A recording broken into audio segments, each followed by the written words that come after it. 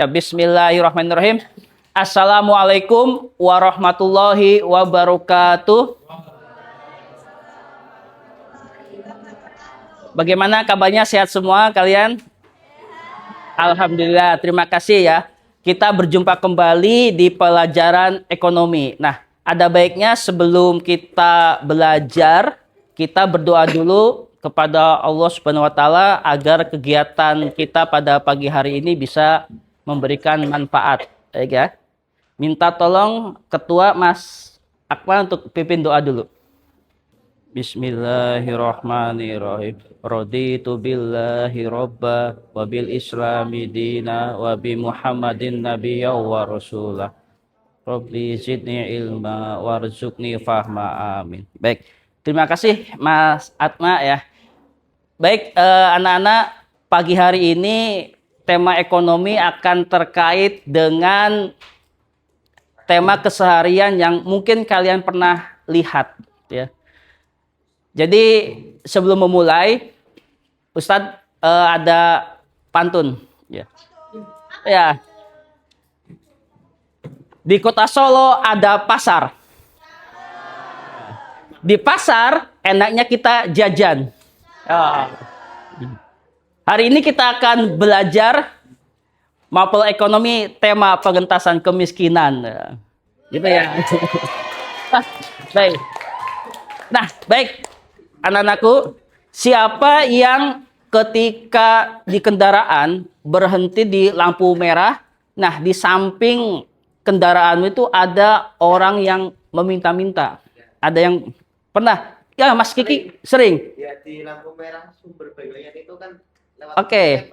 Ada. Gitu. Nah, itu ada cowok gitu suka minta uang. Nah, menurut Mas Kiki, kenapa dia bisa meminta-minta seperti itu? Karena dari kecil dia itu kurang pendidikan sehingga dia tidak memiliki kemampuan untuk mendapatkan pekerjaan. Dia tidak bekerja ya, nganggur padahal masih muda ya. Ya, dia tuh waktu itu pas masih kecil tuh ngemisnya di Kartosuro. Saya masih ingat, sekarang pindah ke sini. Oh, dari kecil sampai sekarang ngemis terus. Luar biasa. Gak ada pekerjaan ya? Nggak sekolah juga. Nah, ini salah satu contoh ya, Mas, Mbak. Di sekitar kita juga ternyata ada yang usia sekolah, tidak sekolah justru meminta-minta. Nah, ini menjadi masalah sosial. Sebelum beraktivitas belajar, saya sampaikan terlebih dahulu tujuan pembelajaran kita. Yang pertama, nanti kalian harus bisa paham tentang konsep kesenjangan ekonomi dan kemiskinan. Nah, yang kedua, kira-kira bisa mengidentifikasi faktor-faktor penyebab terjadinya kesenjangan, kemiskinan, ya, baik dari individu, sosial, ekonomi, maupun kebijakan pemerintah. Dan yang terakhir, ketiga, merancang solusi sederhana atau rekomendasi sebagai pelajar atau sebagai masyarakat untuk mengurangi kesenjangan. Nah, tadi diawali oleh Mas Kiki melihat fenomena, kemudian Mas Kiki mencoba mengidentifikasi tadi ya, mengidentifikasi karena memang kurang pendidikan. Nah, ini salah satu ya.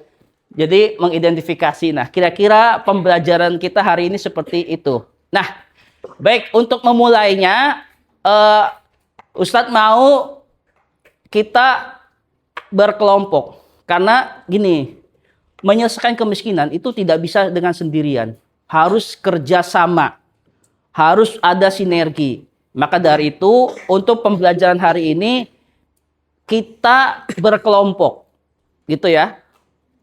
Kelompok ini nanti akan mencoba merancang, menyelesaikan masalah tentang kemiskinan tersebut. Baik, kita udah berhitung. Baik, ini yang laki-laki hitungan 1 sampai 5, nanti yang perempuan 1 sampai 5 berhitung ya. 1, 2, 3, 4, 5, nanti kembali lagi ke 1. Nanti yang menyebut angka 1 berkumpul dengan 1 ya. Begitu ya. Baik, dimulai dari, setuju ya seperti itu ya. Baik, dimulai dari Mas Hugo dulu yang pertama. 1, 4, 5, 6, 1, 2, 3, 4, 5. 1, 2. Baik, ingat-ingat ya. Nanti kumpul dengan kelompoknya masing-masing. Baik, Putri, mulai dari sini. 1 sampai 5. 1, 2, 4, 5. 1, 3, 5. 1, 2, 3, 4, 5. 1, 1, 2. 1, 2. Baik. Ingat tugas yang pertama, amati gambar ini. Itu ada gambar di Indonesia. Di sampingnya bangunan yang megah, mewah. Kemudian tapi di dekatnya ini ada tempat kumuh. Coba lihat, perhatikan baik-baik. Nah, setelah memperhatikan gambar ini di kertas ada rujukannya, ada pertanyaan yang kelompok harus selesaikan. Begitu ya. Ustaz bagi dulu ya. Baik, kelompok 1. Makasih Ustaz. Sama-sama. Kelompok 2. Kelompok 2, Amit. Kelompok 3. Kelompok 4. Kelompok 4. Dan kelompok 5. Baik, perhatikan. Nah, dari gambar ini ada pertanyaan, apakah kedua daerah tersebut sama-sama ya berkontribusi terhadap pendapatan nasional Indonesia? Yang kedua, jika pendapatan nasional Indonesia terus meningkat, mengapa masih ada masyarakat yang hidup kemiskinan? Coba dianalisis berdasarkan gambar ini. Jawab pertanyaan tersebut berkelompok, waktu 5 menit. Ya. Kalau penghasilannya nggak mencukupi, nggak kena pajak. Jadi, kalau nggak kena pajak, berarti kontribusi terhadap pendapatan seperti apa? Coba simpulkan. 3 menit lagi, dijawab A dan B. Nanti presentasikan. Gedung tinggi itu perkantoran. Kena pajak penghasilan karena ada batasnya pajak penghasilan. Tapi kalau untuk yang lain, contoh misalkan listrik, dia beli listrik ke PLN gitu. Itu biasanya di listrik itu sudah ada biaya pajaknya. Sudah ada. Sebenarnya sama walaupun ukurannya nanti besarannya beda-beda. Dia juga bayar pajak. Dari konsumsi listrik masa nggak bayar listrik? Ya kan? Iya. Seperti itu. Produk biasanya di produk itu ada pajak pertambahan nilai. Dia beli, dia juga berkontribusi walaupun nggak sebesar ya orang kaya tentu. Pertama ada 2 pertanyaan. Pertanyaan pertama, apakah kedua daerah tersebut sama-sama berkontribusi terhadap pendapatan nasional Indonesia? Jawabannya adalah iya. Kedua daerah tersebut berkontribusi terhadap pendapatan nasional dengan cara yang berbeda, yaitu orang yang bekerja di perkantoran seperti gambar yang kita tampilkan di layar itu membayar pajak penuh karena penghasilan tinggi, sedangkan yang tinggal di daerah umum tetap memberikan kontribusi namun dengan tingkatan yang lebih rendah. Tingkat yang lebih rendah. Mengulas ya dari beberapa jawaban diskusi. Yang atas itu perkantoran, itu jelas aktivitas ekonomi, dia akan kena pajak dari sisi penghasilannya, pajak perusahaannya, pajak gaji, PPh karyawannya.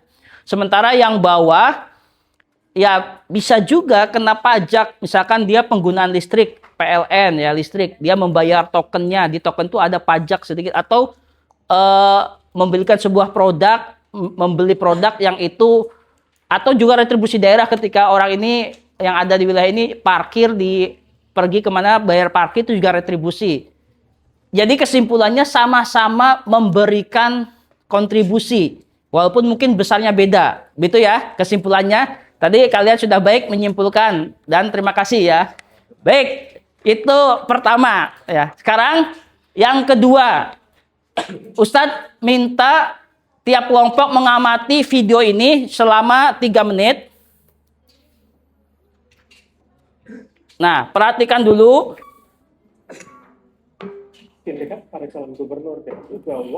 Wifi sehari-hari adalah beli panggul. Upahnya hanya Rp90.000 per hari. Penghasilan itu hanya cukup untuk makan dan beli susu anak. Ada kemiskinan dan orang-orang yang bekerjanya itu setengah menganggur ya. Bisa kategori pengangguran karena tidak penuh. Panggul ya, kuli. Ada kerjaan, dia kerja. Kalau nggak ada kerja ya nganggur. Itu termasuk kategori pengangguran. Nah, setelah melihat video pengangguran dan kemiskinan, kira-kira nanti ada pertanyaan ini. Yang pertama, mengapa Jakarta yang pendapatannya besar, pendapatan daerahnya meningkat, tetapi kesejahteraan belum merata. Kalian lihat, tadi ada kota Jakarta yang megapolitan, tapi ada potret masyarakat miskinnya. Kira-kira kenapa? Padahal PAD Jakarta itu besar. Terus yang kedua, apa kebijakan yang dilakukan pemerintah? Nah, tadi juga harapan Pak RW, harapan dinas, pemerintah kota, daerah itu bisa menyelesaikan masalah ini. Kira-kira apa? Nah, setelah mengamati video tersebut, minta tolong tiap kelompok diskusikan 2 pertanyaan yang ada di LKPD. Begitu ya. Coba dikaji, diskusikan. Waktu 10 menit. Ya, silakan kalau berpendapat seperti itu. Boleh, Mas. Deportasi itu istilah untuk negara ke negara lain, kalau untuk daerah itu Kalau bukan. kata-kata lain, Mas. Diasingkan. Peningkatan akses pendidikan. Ya, meningkatkan akses pendidikan. Ya. Yang kedua, pemberian bantuan sosial. Sebentar ya. Pemberian bantuan sosial. Cuman karena itu masyarakatnya bermental miskin, pengen masyarakatnya gede. Kalau saya bikin program pemberdayaan masyarakat itu bisa nggak? Biar mereka nih kayak ada usaha dikit gitu. Soalnya kan pendidikan zaman sekarang kan ya belum tentu belum cukup lah. Ya. Harus berdaya. Perusahaan sekarang itu kan butuh yang punya kompeten, yang Iya. punya soft skill gitu. Iya, bagus, pemberdayaan. Boleh. Ustadz minta kelompok 4 ya. Silakan tunjuk salah satu perwakilan mempresentasikan setelah melihat video profil kemiskinan di kota besar, kira-kira apa pendapatmu terhadap video tersebut? Silakan, boleh berdiri Mas Kiki. Saya perwakilan nomor 1, mengapa pendapatan nasional meningkat tapi terakhir belum meningkat lagi? Pertama, pendapatan nasional hanya mengukur tata nilai produksi barang dan jasa dalam suatu negara. Sementara untuk pendapatan itu belum tentu merata karena banyak faktor atau kondisi. Ya. Contohnya kayak kondisi geografis, kan ada beberapa wilayah atau daerah yang mungkin pemerintah mau bantu tapi aksesnya tuh sulit untuk dijangkau. Dan yang nomor 2, apa kebijakan yang dapat dilakukan oleh pemerintah? Yang pertama tentu saja meningkatkan akses pendidikan. Yang kedua, meningkatkan infrastruktur yang merata. Yang pembangunan infrastrukturnya kita mengutamakan yang daerah terpencilnya dulu. Terus yang ketiga, memberikan bantuan sosial. Yang keempat, membuat program pemberdayaan masyarakat. Karena zaman sekarang perusahaan itu nyarinya bukan hanya yang punya pendidikan tinggi saja, akan tetapi perusahaan itu nyarinya tuh yang kompeten, yang punya skill dan segala macam. Oke, itu saja pendapat dari kelompok 4. Saya Kiki, perwakilan dari kelompok 4. Mohon maaf jika ada salah kata. Wabillahi taufiq wal hidayah. Wassalamualaikum warahmatullahi wabarakatuh. Waalaikumsalam warahmatullahi wabarakatuh. Ya, baik. Terima kasih. Bayangkan, perhatikan. Bayangkan, setiap kelompok berperan sebagai tim ekonomi pemerintah. Ya, setelah kalian menonton melihat gambar profil kemiskinan, melihat video profil kemiskinan, ya. Nah, kalian ada sebagai tim ekonomi dari pemerintah. Nah, yuk perhatikan dulu. Perhatikan. Kalian tim ekonomi pemerintah dan memiliki dana 100 triliun rupiah. Nah, dari dana 100 triliun tersebut, kalian harus membagi ke dalam beberapa sektor. Ada sektor pendidikan, sektor kesehatan, sektor bantuan sosial, sektor infrastruktur, sektor UMKM, dan sektor pertanian. Nah, kira-kira tentukan dari 100 triliun, tiap sektor itu menurut kamu harus dapat berapa jatahnya? Bisa dipahami? Tolong dibagi. Dan nanti jawab pertanyaannya yang di bawahnya, ya. Waktunya 10 menit. Ya. Dari sekarang, silakan. Kalian tim ekonomi pemerintah punya 100 triliun. Menyelesaikan masalah kemiskinan seperti apa? Silakan. Jadi kami dari kelompok 2 akan membagi alokasi. Kita memiliki anggaran sebesar 11 triliun, kami akan membagikan program pendidikan 28 triliun, kesehatan 20 triliun, infrastruktur 16 triliun, bantuan sosial 10 triliun, UMKM 13 triliun, dan pertanian 13 triliun. Oke, berarti yang paling besar anggaran apa? Pendidikan. Oke, jawab pertanyaan berikutnya. Jika tujuan utama adalah meningkatkan kesejahteraan masyarakat, apakah seluruh dana sebaiknya digunakan untuk membangun jalan raya? Setuju? Tidak, Alasannya? karena kesejahteraan dibangun dari pribadi masyarakat untuk memiliki semangat dan fasilitas yang memadai dari negara dalam bentuk pola pikir yang lebih. Oke, baik. Kenapa pendidikan yang paling besar? Menurut kelompok 2, alasannya kenapa? Ada yang bisa membantu boleh? Kelompok 2. Kenapa pendidikan yang paling besar? Pendidikan adalah kayak Pendidikan penting. yang paling penting. Pendidikan yang kunci penting. Membangun, merubah nasib Ya. seseorang. Oke, terima kasih. Tiap kelompok sudah ya. Sekarang Ustadz mau nanti saat perwakilan kelompok untuk mempresentasikan kesimpulan apa dari pembelajaran hari ini. Ya. Begitu ya. Baik, Ustadz minta kelompok 3 ya untuk menyimpulkan hari ini kita belajar apa saja. Apa pengetahuan baru yang saya peroleh pada hari ini? Yang pertama adalah mengetahui sisi lain dari kota Jakarta, sama banyak daerah yang jauh dari kata layak di kota Jakarta. Itu informasi yang saya peroleh pada hari ini. Mungkin yang nomor 2, jika saya menjadi pemimpin daerah, kebijakan apa yang akan saya lakukan agar pertumbuhan ekonomi lebih merata? Mungkin yang pertama, melakukan pemerataan pendapatan, membuka lapangan pekerjaan, dan menaikkan kualitas pendidikan di daerah tersebut. Mungkin sekian dari jawaban saya. Wassalamualaikum warahmatullahi wabarakatuh. Waalaikumsalam warahmatullahi wabarakatuh. Baik, berikan baik. Terima kasih ya. Terima kasih kelompok 3 yang sudah menyimpulkan. Hari ini kita belajar ya tentang kesenjangan ekonomi dan kemiskinan. Nah, tadi di tiap kelompok Ustadz melihat bagaimana cara mengatasi kemiskinan, diperlukan peningkatan kualitas SDM. Tadi pendidikan kalian sudah mengalokasikan yang paling besar dananya. Bagus. Yang kedua, penciptaan lapangan kerja. Tadi juga kelompok 3 sudah mengutarakan sebagai pemerintah daerah harus kreatif menciptakan lapangan pekerjaan dan pemerataan hasil pembangunan agar kesejahteraan, ketimpangan ekonomi yang terjadi bisa kesenjangannya bisa jangan terlalu tinggi. Nah, itulah hari ini pembelajarannya tentang pengentasan kemiskinan.